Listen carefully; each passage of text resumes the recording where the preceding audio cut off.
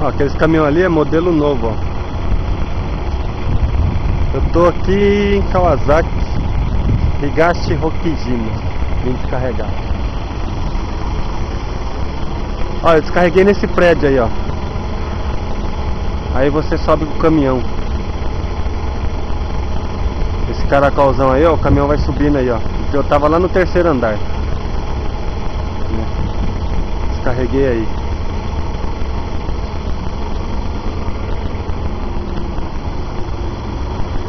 Aí esse aqui é meu caminhão, ó.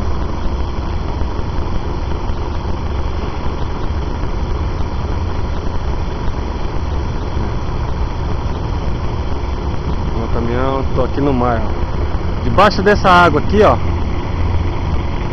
passa um túnel aí, ó. Depois eu vou passar nele. Debaixo d'água aqui passa um túnel. Ó.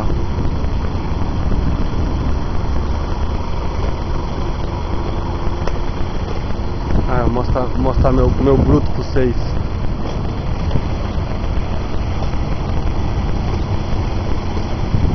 Esse é o meu bruto.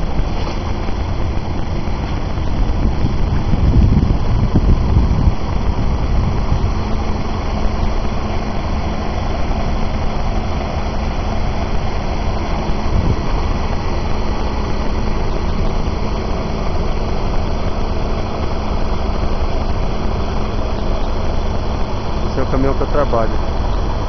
Olha o nome da minha empresa, da firma, né?